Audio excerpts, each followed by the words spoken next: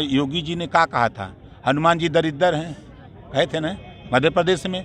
हनुमान जी दरिद्र हैं तो कृष्ण भगवान तो यादव हैं, है ना। राम छत्री थे, कृष्ण यादव थे, तो कृष्ण भगवान अखिलेश के संगे रही है कि उनकी यहाँ जाइए। नाथ जी का मंदिर बनवाया महारानी अहिल्याबाई होलकर, उनके विषय में चर्चा तो नहीं हो रही है। उनके परिवार के लोग आज इस कड़ाके की ठंड में भेड़ लेके घूम रहे हैं। उनको शिक्षा कैसे मिले, प्रदेश में बेहतर शिक्षा कैसे हो, रोजगार कैसे हो, नौकरी कैसे मिले, इस पे तो चर्चा नहीं। विश्वनाथ कॉरिडोर बनाया गया है, क्यों जानते हैं आप? इसके बाद भी आप 2 महीने बाद वहाँ जाएंगे तो आपको भी टिकट लगेगा। गुजराती बिजनेस करने के लिए काम कर रहे हैं। जितनी भी सड़कें आपको चमचमाती मिल रही हैं, टोल प्लाजा बना दिया गया कि आपको टैक्स देना पड़ेगा। जब गाड़ी का आप टैक्स देते हैं, फिटनेस देते हैं, तो फिर ये टोल टैक्स किस बात का लगता है? अच्छा राजभर, ये बताइए कि समाजवादी पार्टी के करीबियों के ऊपर ही छापेमारी क्यों हो रही है? भारतीय जनता पार्टी की हताशा और निराशा दिख रही है। Bharatiya Janata party first empire ने इनको आउट कर दिया, प्रदेश की जनता ने इनको आउट कर दिया। ये थर्ड एम्पायर, ईडी और सीबीआई थर्ड एम्पायर है इनके। वहाँ जाके उसका इस्तेमाल करके डरवा रहे हैं। अब ओम प्रकाश राजभर, अखिलेश यादव, हम लोगों ने एक फिल्म देखा है शोले, गब्बर सिंह ने कहा है जो डर गया वो मर गया। हम लोग डरने वाले नहीं हैं। अभी ईडी ले आए, सीबीआई ले आए, कुछ ले आए। 2022 में अखिलेश यादव जी को मुख्यमंत्री बना के दिखाएंगे। अखिलेश यादव जी ने कहा है कि उनको सपने में श्री कृष्ण भगवान आते हैं, लेकिन बीजेपी के नेता कह रहे हैं कि वो तो कम से सपने देखते ही रहते हैं। बीजेपी के नेता महंगाई पे बात नहीं करते। 16 बार पेपर कराए, 16 विभागों का लीक हो गया, वो लीकेज बंद करने की बात नहीं करते। 69,000 शिक्षक भर्ती, 68,500 शिक्षक भर्ती में जो घोटाला योगी जी ने किया है भारतीय जनता पार्टी ने, उन पिछड़े दलित का हिस्सा देने की बात नहीं करेंगे। प्रदेश में अमन चैन कैसे हो इसकी बात नहीं करेंगे। और ये बात करते हैं असली क्या नाम है, योगी जी ने क्या कहा था, हनुमान जी दरिद्र हैं, कहे थे ना मध्य प्रदेश में। हनुमान जी दरिद्र हैं तो कृष्ण भगवान तो यादव हैं, है ना।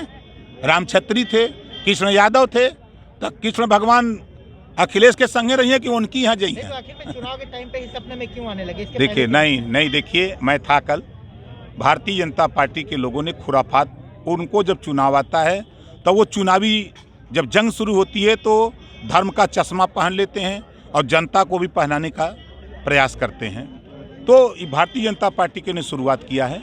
तो अखिलेश जी ने ये कहा कि हम उनके वंशज हैं, हम कृष्ण के वंशज हैं, वो हमको 24 घंटा हमारे साथ रहते हैं। ये जिम्मेदारी चुनाव आयोग और देश की सरकार की है, प्रदेश की सरकार की है। इनको सर्वदलीय बैठक बुला करके डिसीजन लेना चाहिए कि चुनाव हो ना हो, ये तो उनका काम है। लेकिन सर्वदलीय बैठक बुलाएंगे नहीं। यूपी में जब अभी तो 400 ओमिक्रॉन के मरीज मिल रहे हैं ना, 400, जहाँ 4 लाख लोग थे तब तो पंचायत चुनाव करा लिया गया। पीक पे था बंगाल का चुनाव हुआ, पीक पे था बिहार में कोरोना, बंगाल में पीक पे कोरोना था, चुनाव करा लिया गया। भारतीय जनता पार्टी अपनी हताशा और निराशा हार मान चुकी है। इस नाते ओमिक्रॉन चिल्ला रही है। आप भी एक पार्टी के राष्ट्रीय अध्यक्ष हैं और आपके नेतृत्व में चुनाव लड़ने की पूरी तैयारी है। ऐसे में आपको नहीं लगता कि आपकी तरफ से पहल करनी चाहिए? आपको अपनी सभाओं पे रोक लगानी चाहिए? जब राजा करेगा ना तो प्रजा भी करेगी। राजा तो चाँप रहा है, बस लगा के, ट्रक लगा के, टेम्पू लगा के, हम लोग साइकिलिए से चाँप रहे हैं, क्या दिक्कत है? हाँ, हम भेज के नहीं, अब तो चूंकि लेट हो गए ना, नहीं आपके सामने हाथ उठवाते यहीं कि मोदी और योगी की रैली में अमित शाह की पैसा दे के भीड़ बुलाई जा रही है, सरकारी गाड़ी दी जा रही है और उनको खाने के लिए पूरी तरकारी दी जा रही है। यहाँ लोग चले गए, देखिए कहीं एक ठोंगा मिला है आपको? एक को यहाँ ठोंगा मिला हो तो बता दीजिए हमको। उनका दावा सही वो दावा कर रहे हैं कि पिछली बार 2017 में जनता को हमने विश्वास दिलाया कि तुम हमारे साथ आओ, महंगाई कम करेंगे। 60 रुपया से पेट्रोल ले गए 100 पार, डीजल ले गए 95 से 97, उसके बाद आपको ले गए जो है कड़ुआ तेल 50 से ले गए जो है 200 पार। अब जानते हैं क्या करेंगे? ये चिल्ला रहे हैं जन विश्वास यात्रा है। जनता, हम तुम्हें विश्वास दिला रहे हैं, जो 17 में किया हूँ वही करूँगा। 3000 में गैस सिलेंडर दूंगा, 300 में हम आपको पेट्रोल दूंगा, 300 में सरसों का तेल, 300 में हम आपको जो है डीजल देंगे। हमको विश्वास के साथ कराऊं, भारतीय जनता पार्टी की सरकार बनाओ, 300 रुपया में डीजल पाओ। किसानों के खेत में डांड पे चले जाइए। आज के तारीख में योगी जी और मोदी जी के जो ललका साँड़ पैदा किया है, इस साँड़ किसानों का अरकल मटर, गेहूं, आलू, गोभी, पालक, भंटा ये चर जा रहे हैं, नुकसान कर दे रहे हैं। तो किसान परेशान है, सड़क पे आम आदमी परेशान है। योगी जी मोदी जी के ललका साँड़ से लड़ करके वो ट्रामा सेंटर जा रहा है, तो वो इससे निजात चाह रहा है। तो निजात दिलाने के लिए हम लोगों ने मोर्चा बनाया है।